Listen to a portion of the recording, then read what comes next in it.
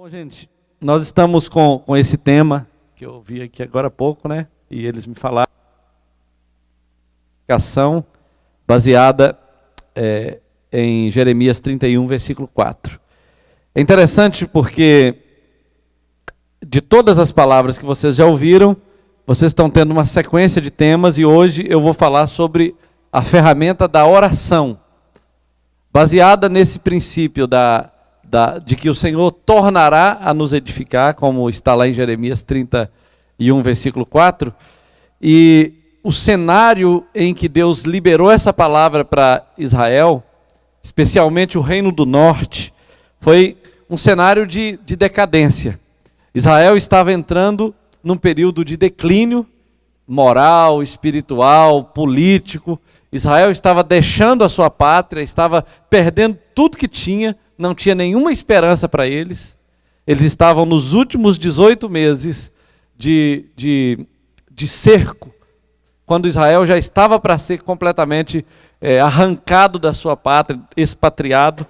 E Deus falou assim: olha, vocês estão se acabando agora, mas eu tornarei a edificá-los. E nós vamos ver o seguinte, que a oração é uma das maneiras pelas quais Deus pode nos edificar. E antes que eu comece a pregar, antes que a gente leia o texto bíblico, é muito importante você saber uma coisa sobre a oração. Oração, aprender os segredos da oração é igual a aprender a falar inglês ou qualquer outra língua. Não adianta você ler livros, não adianta você ficar decorando uma coisa ou outra, você tem que falar, não é assim? Em inglês, você tem que falar. Eu estou falando por experiência própria, eu estou estudando tem 2 anos e ainda não estou conseguindo falar inglês. Mas eu percebo que quando eu passo uma situação apertada e eu começo a falar, sai muita coisa. Então, a grande verdade é que a gente precisa falar. E com oração, não existe outro meio, você tem que dobrar o joelho e orar. Tudo que eu vou te falar aqui pode te ajudar a ter uma vida de oração de sucesso, a ser uma pessoa com muitas experiências na oração. Mas também pode ser apenas mais uma teoria para você. Porque se quando terminar essa palavra, você não colocar isso em prática, você só sairá daqui sabendo que a oração funciona. Que a oração é poderosa. Que a oração tem resultados. Mas você não sabe experimentá-los. Por exemplo, tem um homem muito famoso, já morreu já há muitos anos, foi o George Miller, um grande homem, um grande pregador, um homem que cuidou de milhares de órfãos e que nunca precisou pedir ajuda a ninguém, mas ele orava e Deus mandava os recursos, levantava as pessoas e trazia tudo que eles precisavam durante mais de 50 anos. Ele falava, ele foi anotando as orações que Deus foi respondendo e no final das contas ele catalogou 53 mil orações respondidas. Então, Deus responde orações? Claro que responde. Lá no Brasil, na nossa igreja, eu falava com o povo o seguinte: olha, cuidado com o que você pede a Deus, porque Deus responde. Tem hora que você se depara com a oração respondida vindo contra você, e você vai ser atropelado por uma resposta de oração, ou você chega em casa, a resposta da oração está lá, ou você acorda e a resposta da oração apareceu, porque Deus responde a oração. E sabe de uma coisa? Tem um autor famoso aqui dos Estados Unidos, que na década de 70, ele escreveu um livro assim: obrigado pelas orações que eu fiz, que o Senhor não respondeu. Porque tem hora que nós estamos meio no aperto, e a gente fala: ah, Senhor, tira a minha vida. Ah, Senhor, acaba com tudo de uma vez. E Deus não ouve. Que bom que Ele não ouve certas besteiras que nós falamos em oração. Mas a grande verdade é que a oração é uma das ferramentas mais poderosas que existem para o crente.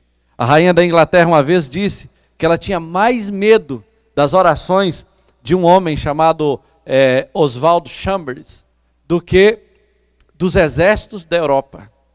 Você já imaginou? Quando o cara orava, Deus respondia, Deus agia.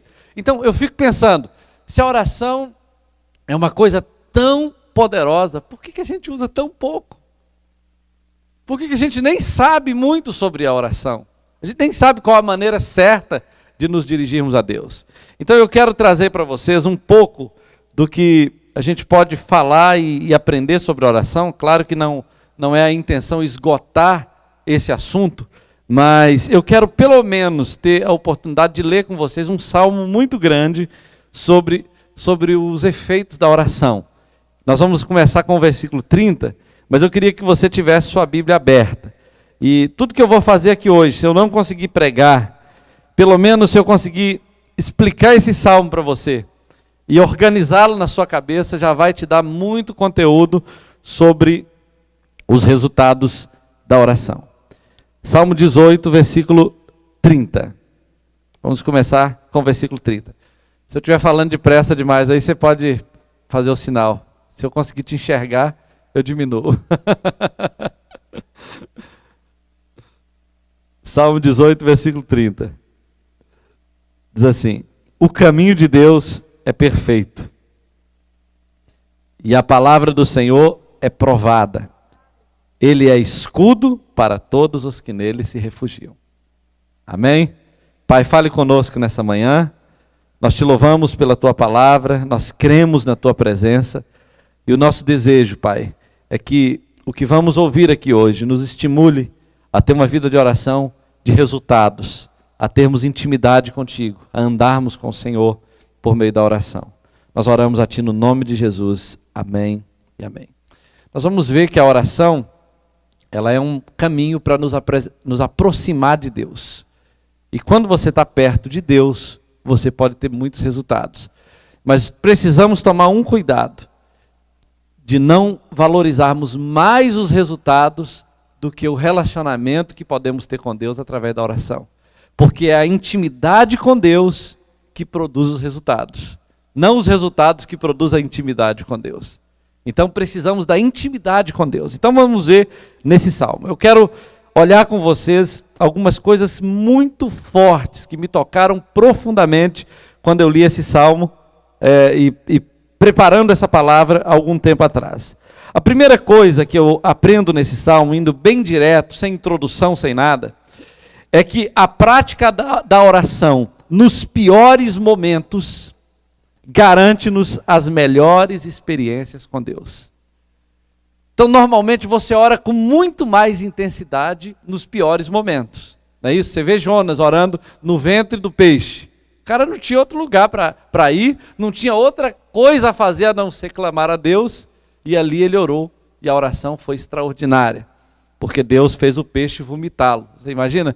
Um peixe, depois de comer alguma coisa, o natural do organismo, depois de ingerir qualquer alimento, é digeri-lo, né? Mas Deus o obrigou a vomitá-lo. Então, quando você ora, você tem resultados. Agora, o que esse salmo nos mostra sobre os maiores resultados, as melhores experiências que podemos ter nos piores momentos quando nós oramos? Veja só o Salmo 18, a partir do versículo 1. O salmista começa fazendo uma declaração de amor a Deus. E ele fala assim: eu te amo, ó Senhor, força minha. O Senhor é o meu escudo, é a rocha da minha... É a minha rocha, é a minha cidadela, o meu libertador, o meu Deus, o meu rochedo é em quem me refugio, o meu escudo, a força da minha salvação, o meu baluarte. Ele começa com um entendimento primário de quem Deus é. Quando você começa a orar, por mais que você tenha uma teologia que te dê uma definição etimológica do termo Deus, ou do nome de Deus, dos nomes de Deus, do caráter de Deus, da pessoa de Deus, você passa a ter uma compreensão mais profunda, você passa a ter um entendimento mais claro, você passa a ter uma compreensão mais pessoal de quem Deus é para você. Porque uma coisa é você conhecer a Deus na teologia, nos livros de teologia, outra coisa é você conhecer a Deus na sua experiência com Ele. E é isso aqui que Davi está dizendo. Davi sabia quem era Deus porque ele era judeu e ele frequentava as reuniões, ou se ele não frequentava reuniões públicas no templo, claro que certamente ele frequentava pelo menos no tabernáculo, na sua infância, ou naqueles ambientes de adoração, mas dentro de casa o pai tinha a obrigação de ensinar o filho sobre Deus, e quando o pai não tinha toda a condição de ensinar, a mãe ensinava. Então eles tinham um compromisso de aprender a Bíblia, ou de aprender a Torá, de aprender todo o Antigo Testamento, toda a história de Israel, e também de aprender toda a cultura judaica. Ele sabia quem era Deus, ele conhecia Deus. Mas quando ele foi para o meio do mato, cuidar de ovelhas sozinho, e depois que ele aprendeu a se relacionar com Deus, depois de ter sido ungido rei, e de estar enfrentando a pior das perseguições que uma pessoa possa enfrentar, porque ele estava sendo perseguido por Saul e pelos exércitos de Israel durante quase 20 anos da sua vida. Então teve momentos da vida dele que ele sabia que ele estava morto. Viver cada dia para Davi era um milagre, porque ele já estava fora de casa, ele já tinha perdido a sua esposa, seu casamento, ele já não podia mais ver sua família e ele já não tinha mais onde morar. Ele vivia vivia ao relento, ou vivia dentro de cavernas, ou vivia fugindo no meio da noite, porque a vida dele estava em risco. Mas teve um dia que ele achou que ia morrer, e aí ele orou ao Senhor. E quando ele orou ao Senhor, depois que passa toda essa situação, ele fala assim: eu te amo, ó Senhor, força minha. Você não fala que ama alguém sem você conhecê-lo, é verdade ou não é? Você não pode fazer uma declaração de amor para quem você não conhece. Eu não posso olhar para essa cadeira aqui e falar assim: eu te amo, e dar um beijo nela. Pode? Não pode, porque você não se relaciona com a cadeira. Mas para você dizer eu te amo, Deus, você precisa conhecê-lo. E como Davi entendeu quem era Deus? Olha, ele faz 7 declarações sobre quem é Deus. Ele cria metáforas sobre aquilo que ele estava passando lá fora, para descrever o que ele entendia que era Deus para ele naquele momento. E ele falou o seguinte: olha, o Senhor é a minha força, força minha. O Senhor é a minha cidadela. Ele estava pensando no lugar onde ele podia se refugiar, porque ele estava ao relento. Mas quando ele olhava para Deus, ele falou: embora eu esteja fora de uma cidade, Deus é a minha cidade. Depois ele fala: é o meu libertador, é o meu rochedo, eu estou escondido nele. É o meu refúgio, é o escudo da minha força. Não, é o escudo, é a força da minha salvação, é o meu baluarte. Então ele diz: olha, Deus, para mim, é a minha proteção, eu estou seguro nele. Teve uma outra situação que ele falou assim: Deus, é a sombra onipotente de Deus, debaixo das asas de Deus, é o lugar onde eu estou seguro. Porque ele conhecia Deus como um protetor, porque ele vivia sendo perseguido. Ele vivia correndo risco de vida, ele vivia debaixo de pressão, de sofrimento, de perseguição. Então Deus se tornou a proteção daquele que não tinha onde se esconder. Como é que você se esconde de um rei? Como você se esconde de um exército? Com todos os recursos, experiências de perseguição. Saul podia pegar qualquer um que ele quisesse, menos Davi, porque Davi estava escondido em Deus.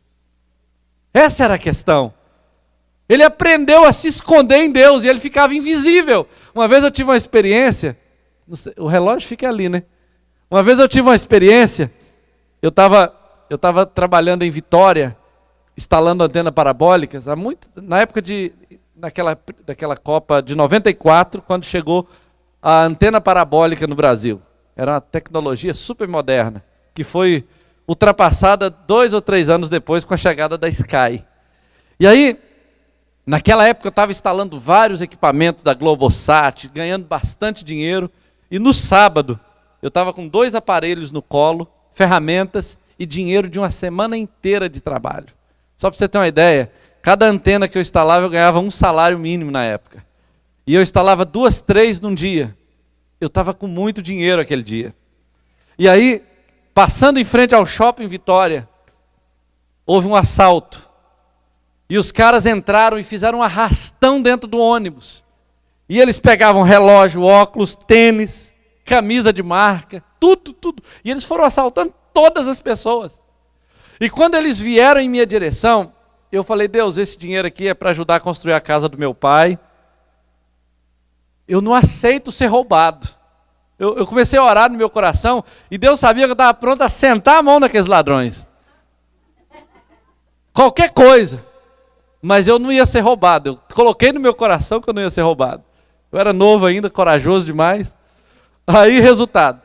Os caras eles vindo roubando e eu orando. Senhor, me guarda e guarda eles também. Me guarda e os guarde. E eles foram roubando, e tinha uma moça, eu estava na janela, e tinha uma moça assim, não, eu estava no corredor e tinha uma moça na janela. Aí eles roubaram a moça, roubaram todas as pessoas e não me tocaram. Aí eu fiquei assim pensando, se eu tivesse problema emocional, eu ia falar, por que ninguém me viu aqui? Como é que é isso? Roubaram o cobrador, roubaram o motorista e me ignoraram completamente. Eu fiquei pensando naquele negócio. Fui para casa assim meio bobo, meio perdido. Eu estava cheio de aparelho no colo, eu era a pessoa que tinha mais dinheiro ali naquele ônibus naquele dia. Aí eu cheguei em casa, minha mãe morava a 280 quilômetros de Vitória, numa cidadezinha chamada Mantenópolis. Aí ela me ligou e falou, Marcos, tudo bem aí? Eu falei, tudo bem. Aconteceu nada? Eu falei, não, teve um assalto no ônibus, mas comigo não aconteceu nada. Aí ela falou, não, porque, engraçado, mais ou menos tal hora, que era a hora que eu estava dentro do ônibus, apareceram duas mulheres aqui do nada, que eu nunca vi. E no interior todo mundo se conhece. E elas falaram assim, vamos entrar e vamos orar agora, porque Deus vai dar um livramento a um filho seu lá em Vitória. Na hora. Então eu pude entender o que é estar escondido em Deus. No momento de tensão, de sofrimento, Ele pode te esconder no seu pavilhão. É o que a Bíblia diz, no dia da adversidade, Ele te esconderá no seu pavilhão. E Davi falou, o Senhor é tudo isso para mim. É isso que ele entendeu. E aí, o mais surpreendente é que ele teve uma visão, uma compreensão de como Deus faz para nos defender. Eu não sei se ele viu isso, se ele imaginou isso, ou se Deus revelou isso para ele. Mas a verdade é que parece que você vai assistir um filme de ficção científica quando você começa a ler esse texto. Olha só como está o versículo 3. Você vai perceber uma coisa antes. No versículo 4 e 5, você vai perceber que ele estava em angústia, quando ele fala, laços de mortes me cercaram, torrentes de impiedade me impuseram terror, cadeias infernais me cingiram e tramas de morte me surpreenderam. Ele estava muito mal, porque o que ele estava passando, a perseguição que ele estava sofrendo, dava uma sensação, produzia nele um sentimento de tristeza, de desvalor, de depressão, de angústia, aquele estado de morte.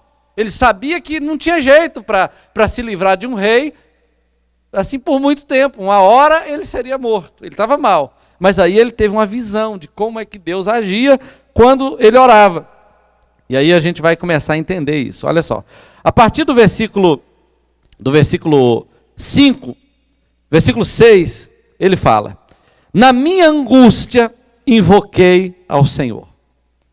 Esse é o grande segredo, quando você invoca a Deus na sua angústia. Na minha angústia invoquei ao Senhor, gritei por socorro ao meu Deus, e Ele do seu templo ouviu a minha voz, e o meu clamor lhe penetrou aos ouvidos. É bom você saber que Deus responde. Você sabe que lá no Antigo Testamento, Moisés falou o seguinte, que a única diferença entre o nosso Deus e todos os outros deuses é que o nosso Deus é mais chegado do que os outros deuses, porque Ele sempre atende quando nós clamamos. Foi isso que ele entendeu. Agora olha como o salmista Davi entendeu isso. Aí ele fala que ele clamou, e a oração penetrou aos ouvidos do Senhor. Aí o versículo 7 começa, então a terra se abalou e tremeu. Vacilaram também os fundamentos dos montes e se estremeceram, porque Ele se indignou. Ele está falando que Deus se indignou. Das suas narinas subiu fumaça, e fogo devorador da sua boca. Dele saíram brasas ardentes. Baixou Ele os céus e desceu, e teve sobre os pés densa escuridão. Cavalgava um querubim e voou, sim, levado velozmente nas asas do vento. Das trevas fez um manto, em que se ocultou. Escuridade de águas e espessas nuvens dos céus eram o seu pavilhão. Do resplendor que diante dele havia, as densas nuvens se desfizeram em granizo e brasas chamejantes. Trovejou então o Senhor nos céus. o Altíssimo levantou a voz, e houve granizo e brasas de fogo. Despediu as suas setas e espalhou os meus inimigos. Multiplicou os seus raios e os desbaratou. Então se viu o leito das águas, e se descobriram os fundamentos do mundo. Pela tua repreensão, Senhor, pelo iroso resfolgar das tuas narinas. Do alto me estendeu ele a mão, e me tomou, tirou-me das muitas águas, livrou-me de forte inimigo, e dos que me aborreciam, pois eram mais poderosos do que eu. Assaltaram-me no dia da minha calamidade, mas o Senhor me serviu de amparo. Foi assim que Deus respondeu a oração dele. Você imagina? Você dobra o joelho para orar, e você não sabe o que está acontecendo no mundo espiritual, mas dependendo do que você está falando com Deus, aí começa a sair fumaça das narinas de Deus. Isso aqui é uma metáfora. Isso aqui é uma forma figurativa de descrever como Deus se sente quando você está orando. Como Deus se sente quando você diz: Senhor, eu estou tentando vencer esse pecado da masturbação, mas eu não consigo. Senhor, eu preciso me apoderar do poder da cruz. Senhor, eu estou tentando vencer talvez esse medo que eu sinto, essa insegurança. Ou talvez eu estou tentando ser o melhor marido para minha esposa, ou uma melhor esposa para o meu marido. Senhor, eu estou tentando andar em santidade. Senhor, eu estou tentando vencer esse pecado. Senhor, eu estou tentando ser fiel nos dízimos, nas ofertas. Ou tentando vencer a minha preguiça de ter um relacionamento contigo mais profundo através da oração. Mas eu não consigo. Então, à medida que você se apresenta diante de Deus, com as suas limitações, com as suas fraquezas, e clamando pelo socorro dele, aí as narinas dele começam a sair fumaça. A terra começa a tremer, né? Os querubins começam a voar, porque eles sabem que quando Deus se indigna, alguma coisa vai acontecer. Os anjos começam a ficar ouriçados, porque eles sabem que se Deus se levantou, alguma coisa vai ser feita, porque onde Deus está presente tem milagres. Você imagina? Então você começa a criar um ambiente de oração, de adoração. Deus se levanta e reage em direção à sua oração. E aí você pode ter certeza, o céu vai descer, anjos virão, o poder de Deus vai se manifestar. Eu não sei o que vai acontecer no mundo espiritual, mas a grande questão é que quando você ora aqui na terra, e a sua oração chega no céu, acontecem mudanças físicas, reais, no mundo físico. Lá em Viçosa tem uma festa chamada, eu nem sei se vou contar essa história, estou vendo que são 12h09 já. Tem uma festa diabólica, que milhares de pessoas se prostituem, é uma loucura, é uma festa do cão aquela festa. E aí teve um dia que eu saí na rua e vi as pessoas em cima do carro, assim, fazendo quase que striptease, droga, prostituição, uma bagunça na cidade. A polícia não faz nada porque dá dinheiro para a cidade. Aí, aquele dia eu fiquei zangado. Acho que aquela ira que eu senti era uma ira de Deus. Aí eu falei: não vai acontecer essa festa aqui mais. Então eu fui para a igreja e começamos a orar. Eu, a igreja e as pessoas. Eu soube que outras igrejas estavam orando por isso também. E eu falei: não vai acontecer. No ano seguinte, eles planejaram uma festa muito maior. Trouxeram um trio elétrico da Bahia, gigante. Aqueles trio elétricos que só tem na Bahia. Vinha gente, talvez dava quase 40 mil pessoas de várias partes do mundo naquela festa. É uma festa muito louca, com muita cerveja, muita prostituição. É uma loucura. E aí nós começamos a orar. A festa foi marcada, as pessoas chegaram, o trio elétrico estava vindo. Quando faltava 40 quilômetros para chegar em Viçosa, e nós orando, as pessoas já estavam lá, começando a beber. De repente, o trio elétrico pegou fogo na viagem. Ele foi incendiado, chegando em Viçosa. Ele não conseguiu chegar em Viçosa.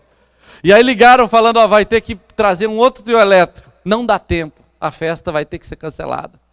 O cara que pegou o dinheiro da turma para fazer a festa, viu aquela situação, não sabia o que fazer, fugiu com o dinheiro. A turma que foi para a festa e não tinha festa, entrou na universidade e começou a quebrar tudo. A polícia entrou, a Polícia Federal entrou, o reitor se reuniu de madrugada e falou, não vai acontecer essa festa aqui mais. E aí depois eles tentaram fazer outras festas, mas nunca mais foi como aquela, porque Deus se indignou. Você entende? Quando você ora, Deus pode se indignar. Deus pode se mover no mundo espiritual em seu favor e fazer milagres. Nós precisamos conhecer isso. Davi teve esse entendimento. E aí você vai perceber o seguinte, olha o versículo 19, ele fala assim, trouxe-me para um lugar espaçoso, livrou-me, porque ele se agradou de mim. Você percebe que Davi entra nesse salmo, começa falando como se ele estivesse num lugar muito apertado, muito angustiado, sofrendo, mas quando Deus começa a agir, ele se sentia num lugar espaçoso, amplo, porque Deus havia ouvido a sua oração. Então, o que a gente pode aprender sobre a oração? A segunda coisa é que a prática da oração torna prazerosa a obediência a qualquer mandamento. Sabe, às vezes a gente acha muito difícil fazer a vontade de Deus. E o salmista Davi até falava, ensina-me a fazer a tua vontade. Às vezes a gente acha difícil fazer a vontade de Deus. A gente acha difícil obedecer, acha difícil ser santo, acha difícil ser marido de uma mulher só, ou ser esposa de um homem só, ou acha difícil ser crente a vida toda, ou qualquer coisa, ou ser missionário, ou servir a Deus com o nosso tempo, com os nossos recursos. Tudo é difícil para nós. Quando nós estamos longe de Deus, tudo pode ser difícil.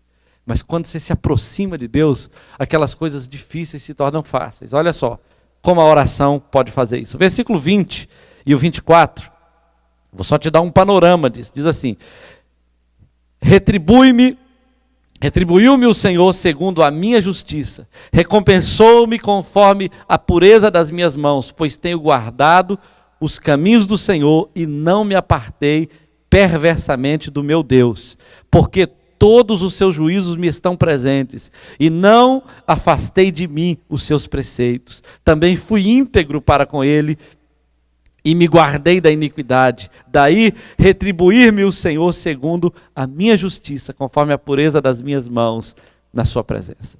Davi não conhecia Jesus aqui ainda. Ele não conseguia olhar isso na perspectiva da graça. A obediência que uma pessoa tinha naquele tempo era baseada na observância da lei, dos 10 mandamentos e da lei de forma geral.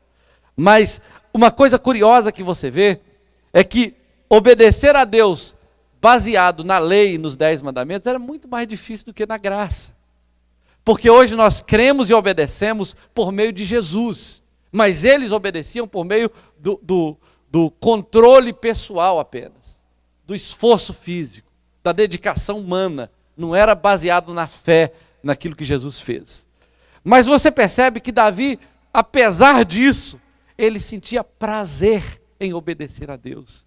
Ele sentia prazer. Se você ler o Salmo 119, é uma declaração de Davi a Deus o tempo todo, falando assim, olha, eu amo a tua lei, eu fico acordado de madrugada pensando nela, é o meu prazer. Ele fala, eu guardo a tua palavra no meu coração para não pecar contra ti, ela é lâmpada para os meus pés, é luz para o meu caminho. Ele ficava falando da palavra o tempo todo, ele estava tão cheio da palavra, porque ele conhecia Deus. Ele estava perto de Deus, ele tinha intimidade com Ele.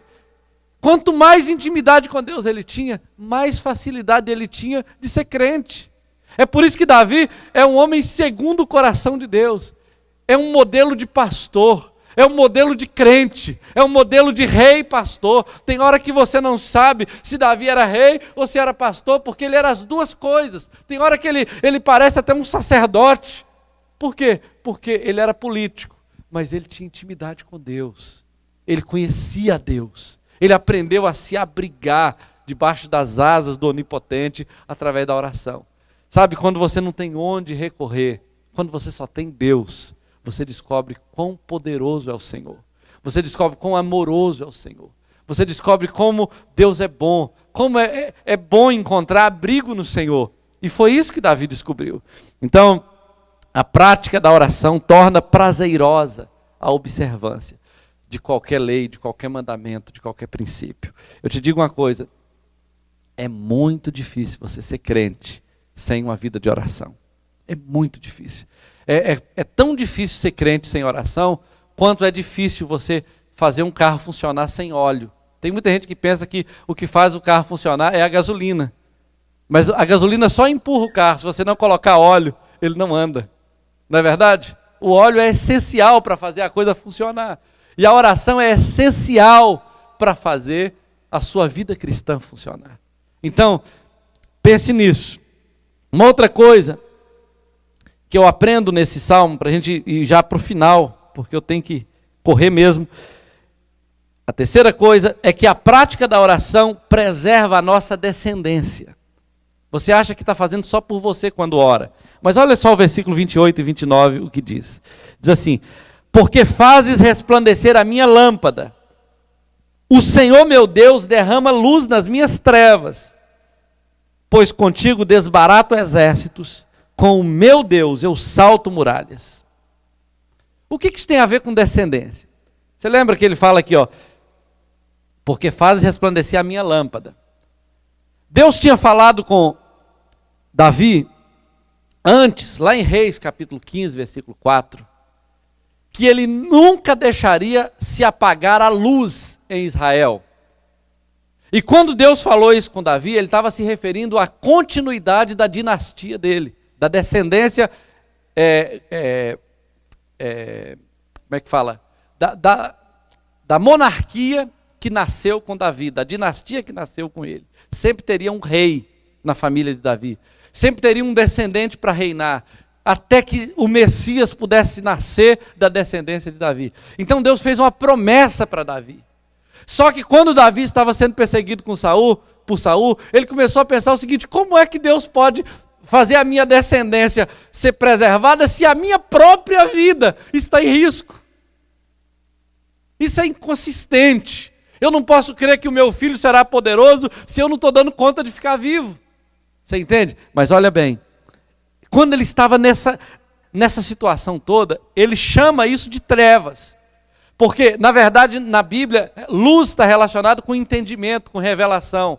Mas trevas está relacionado com ignorância. Quando você não sabe o que vai acontecer, para onde ir, qual a decisão certa a tomar, isso é chamado de trevas. E aí, ele fala o seguinte: Deus vai resplandecer a minha lâmpada, ou seja, Deus vai fazer a minha descendência se perpetuar na terra, porque Ele derramou luz nas minhas trevas, ou seja, Ele me deu um entendimento de como isso será possível. E qual foi o entendimento que ele teve?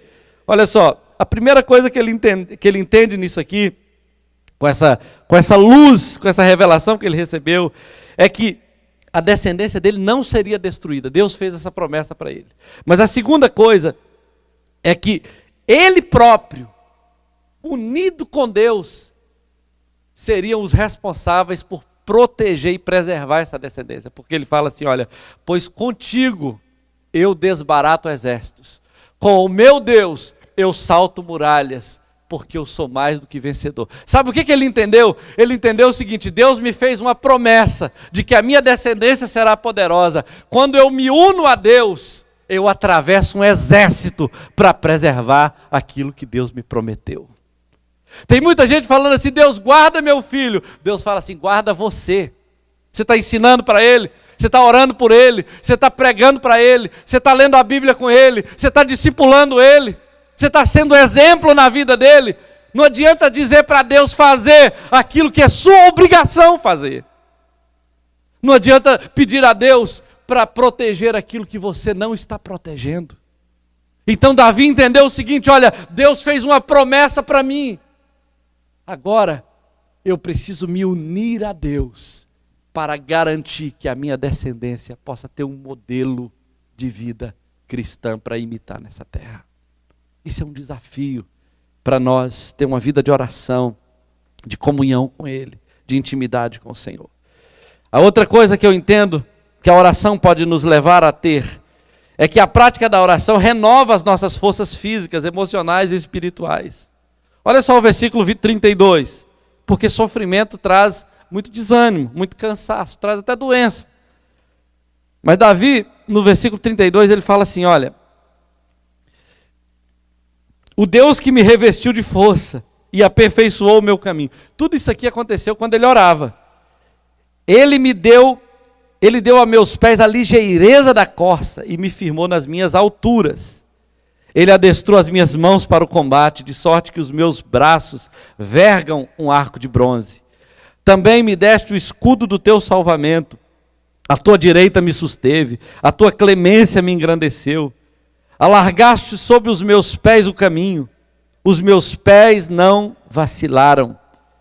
Persegui os meus inimigos e os alcancei, e só voltei depois de haver dado cabo deles. Por que Davi fala tudo isso? Ele mostra o seguinte, como a oração pôde curá-lo enquanto ele estava orando. Me revestiu de forças.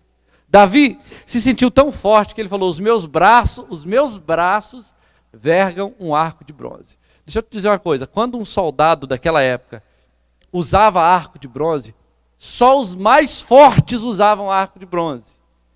E quando eles precisavam vergar um arco de bronze, eles tinham que colocá-lo na terra e com as duas mãos eles tinham que fazer assim e usar o joelho empurrando o meio aqui, ó, para conseguir dobrá-lo no ponto de armar a flecha. Davi falava que ele fazia isso com o braço dele. Ele começou a ficar forte como Sansão. É por isso que ninguém vencia Davi. É por isso que Davi encarou Golias, encarou a família de Golias inteiro. E só teve um restinho de gigante lá que os soldados dele matou. E todos os valentes de Davi matavam gigante, matava leão. Porque Davi era um modelo, era uma referência. Ele se aproximava de Deus. E Deus dava vitória a ele contra todos os seus inimigos. Tem gente que pensa que oração é só coisa de pastor, é só coisa de líder, é só coisa daquelas pessoas mais espirituais da igreja. Não, oração é para você vencer lá no trabalho, no casamento, em todas as áreas da sua vida. Quando você ora, Deus te dá força e você vence. Pode aplaudir o Senhor.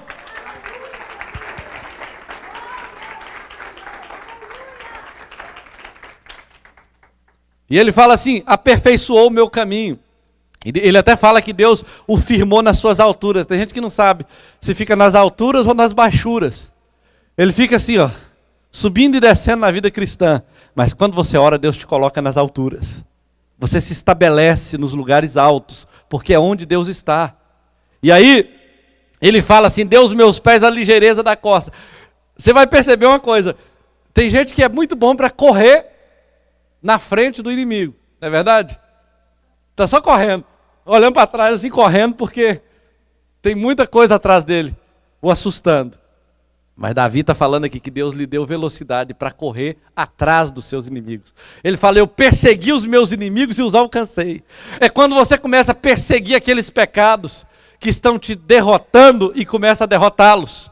É quando você começa a perseguir aquelas emoções fracas que estão te adoecendo e elas é que vão ficar doentes. É quando o diabo começa a ficar endemoniado e a coisa inverte. Sério, o diabo está endemoniando muita gente, mas quando você ora é ele que fica endemoniado, é ele que fica com depressão, é ele que fica com dor de barriga, é ele que começa a passar mal, porque você começa a se tornar vitorioso. A oração te dá essa condição. E aí, queridos, veja bem, tem muita coisa que ele fala. Adestrou as minhas mãos para o combate. Nós precisamos aprender a vencer. E é Deus que nos ensina a vencer o pecado. É Deus que nos ensina a vencer em todas as áreas. E ele fala assim, olha, a tua destra me susteve. Tem muita coisa que você pode aprender aqui, mas uma coisa que você guarde, a tua destra me susteve. Quem é que está à destra do Pai? A Bíblia fala. Jesus. Toda a base da sua vitória é Jesus. Você vence pela fé no que Jesus fez na cruz. Teve até uma canção linda que foi cantada aqui sobre a cruz. Toda a sua vitória não é baseada na sua perfeição, é baseada na perfeição de Jesus, na obediência de Jesus, na fé, no modelo de relacionamento que ele teve com Jesus. Ele veio aqui para nos guiar nesse padrão de vitória. E aí, por último, acabando mesmo, a prática da oração estabelece o governo. A diferença entre Davi nesse momento e Davi depois desse momento é que Davi era um rei ungido que estava fora do palácio, que estava fora da sede do seu reino, que ainda não tinha sido reconhecido como rei. Todos nós já somos reis e rainhas em Cristo. A Bíblia diz que ele nos colocou nos lugares celestiais para reinarmos com Cristo. Mas tem muito rei aqui fora do trono. Tem muito rei aqui vivendo na caverna. Tem muito rei aqui vivendo ao relento. E eu não estou falando de riqueza. Eu estou falando de você reinar sobre aquilo que está reinando sobre você. Eu estou falando de você reinar sobre aquilo que hoje está governando a sua vida. Tem gente que é governado por muitas coisas, mas Deus não te colocou, não te criou para ser governado. Ele te fez para reinar. E aí você vai perceber uma coisa. Terminando, o versículo 43 e 44. Ele fala que aquelas pessoas estranhas que Davi não conhecia, vieram e serviram-no. Pessoas que ele nunca tinha visto, se submeteram ao seu governo. E eles então reconheciam que Davi era rei. Até pessoas de outras nações e a própria nação, que antes tinha rejeitado Davi, agora olhava para ele e falava: você é rei, não existe ninguém nessa terra que possa ser rei sobre nós, além de você. Você é o rei que o Senhor escolheu. Olha, eu quero terminar nessa manhã, eu não quero mais prosseguir. Eu tenho dom de esticamento de culto, mas eu quero encurtar, para a gente terminar na hora. Mas eu quero te dizer uma coisa. A oração é uma ferramenta que Deus usa para te aproximar dele. Eu creio que você já entendeu isso. E eu não preciso insistir mais nesse tema. Davi falou assim: o caminho de Deus é perfeito. Esse é o caminho que Deus criou para você se aproximar dele. É um caminho perfeito.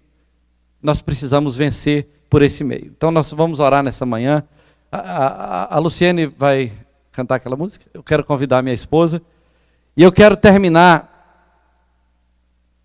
esse momento te contando uma história. E aí você vai avaliar a sua situação. Olha, a palavra tentação foi uma palavra usada pelos romanos, criada pelos romanos, como muitas outras, que ilustrava um momento que o ferreiro fazia a sua espada para ser usada nas guerras. As espadas romanas eram tidas como as espadas mais duras, inquebráveis daquelas épocas, e por isso os exércitos romanos venciam praticamente todas as guerras por séculos, e eles dominaram o mundo daquela época. Embora não tenha sido o maior império do mundo, mas foi um império mundialmente conhecido por causa das espadas. E o processo de tentação era um processo interessante, porque o ferreiro percebia, quando ele fazia a espada, que quando ele levantava a espada assim e colocava diante da luz, ele percebia vários pontos falhos na espada.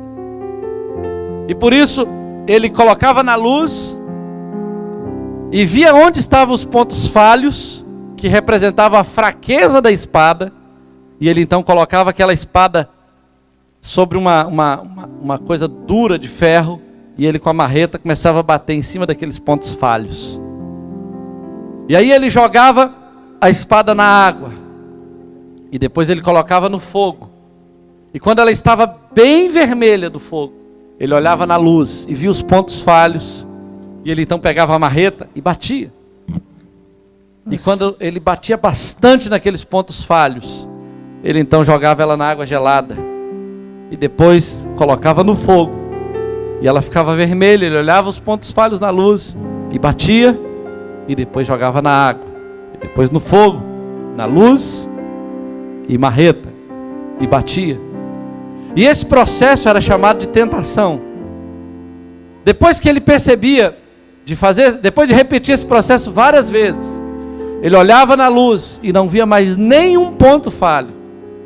Então ele pegava uma pedra e começava a amolar aquela espada.